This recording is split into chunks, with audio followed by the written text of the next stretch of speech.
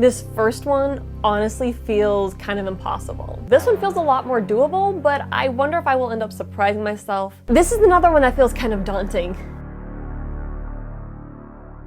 Happy New Year, everybody! 2025 is now here, and with that comes a lot of planning for the new year. Looking forward to some exciting things. And one of the things I thought would be fun to do this year is to set some crochet resolutions. So I have 3 goals. This first one honestly feels kind of impossible. And it's not that it's impossible, it's something I've tried to do so many years, and it just hasn't happened on the time that I would like it to. And this first goal is to list 5 new crochet patterns to Etsy. Here's why this feels kind of impossible. I already have a number of projects and patterns pretty much ready to go, but the big holdup for me is getting pictures. I really struggle with getting pictures for my Etsy listings. That is not my forte at all. So I have a couple of projects that they're pretty much ready to go pattern-wise, but creating the listing, I'm just not there. I'm looking at one in my room. It's been done for like a year. The pattern's been done for 2 years.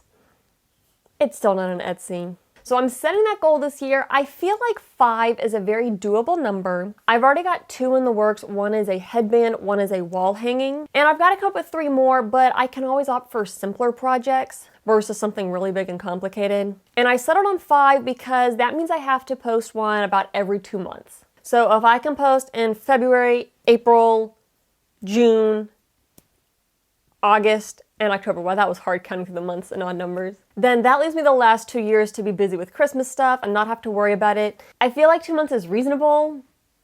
This one, though, feels the most impossible. Resolution number 2. This one feels a lot more doable, but I wonder if I will end up surprising myself with how challenging it is. And that is to crochet through 30 skeins of yarn this year. Now, I want to be very specific and clarify this one because I probably do go through far more than 30 skeins of yarn in a year. However, I'm going to be very specific with this one.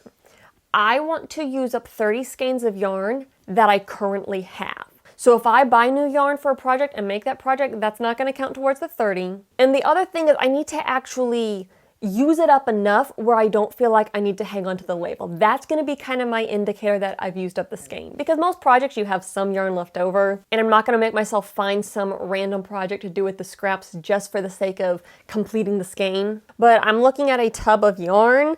Some of that's been sitting there for like 7 years, and I'm hoping this will motivate me to get some of these projects done that I've been wanting to tackle for a while. Also, I'm going to try to hang on to the wrappers from those 30 skeins, so I think it'll be interesting next year to look back and see how many wrappers I end up with and which projects I completed. And for resolution number 3, this is another one that feels kind of daunting. This project is to finish up 5 of my whips from 2024. When I say whips from 2024, I mean works in progress from 2024.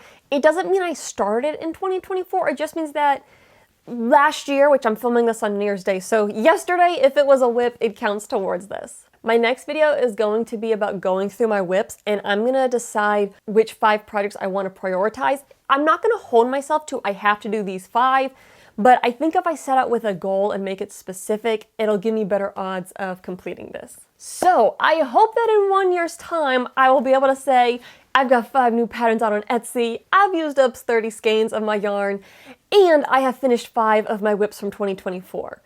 Will I be able to say that next year? I don't know, but I'm going to give it a fair shot.